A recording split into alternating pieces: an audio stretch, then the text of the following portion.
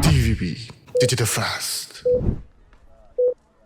Myanmar's Rohingya have marked 8 years since the Myanmar military launched a brutal clearance operation in northern Rakhine State.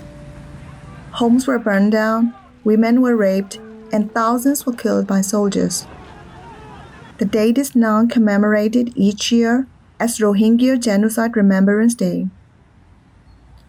Over 700,000 Rohingya had fled across the border into Bangladesh, where hundreds of thousands of Rohingya had already fled previous military assaults.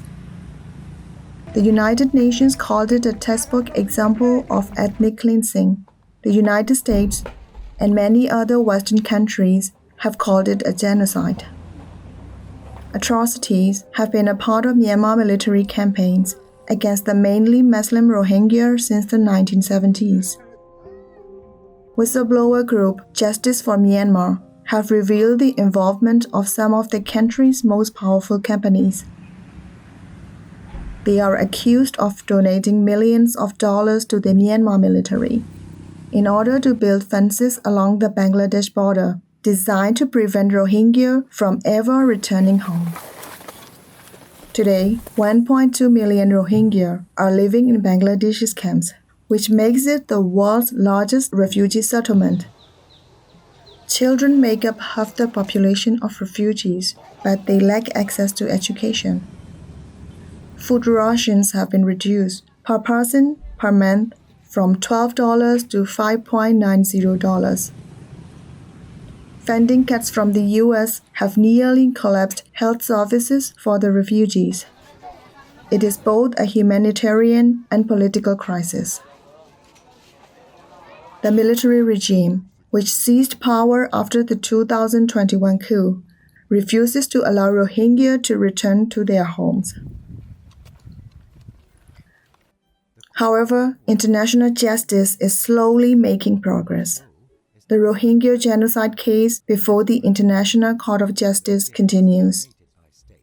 Last year, the International Criminal Court considered an arrest warrant for Senior General Min Aung on crimes against humanity. A federal court in Argentina issued arrest warrants for 25 Myanmar officials, including Min Aung, under universal jurisdiction laws.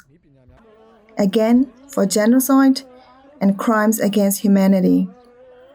But Min Aung clings onto power and is stage managing an election to begin on December 28th. This will allow him to remain in power in Myanmar and never have to face international justice. Hundreds of thousands of Rohingya came together on Monday in the refugee camps to mark the 8th year since the genocide.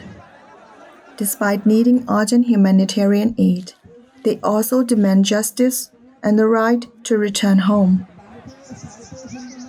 The chief advisor of the interim government in Bangladesh, Mohammed Yunus, addressed the Rohingya refugee crisis.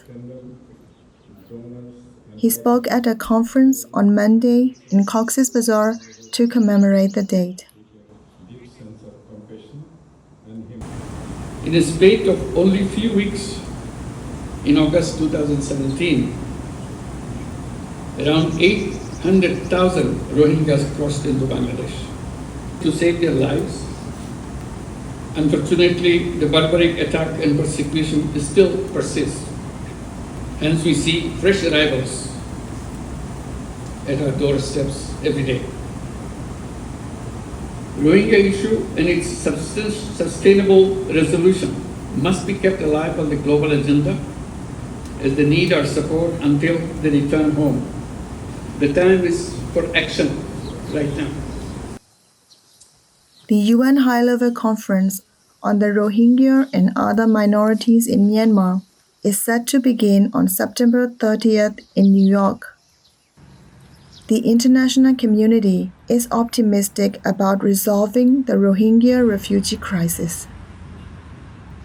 But with the war raging in their homeland, it's uncertain whether they will ever be able to return to Myanmar's Rakhine State in a safe and dignified manner. 8 years after facing a violent genocidal assault by the Myanmar military, the Rohingya continue to struggle to survive, both in Rakhine State and in the refugee camps in Bangladesh. For DVB English News, I'm Nora.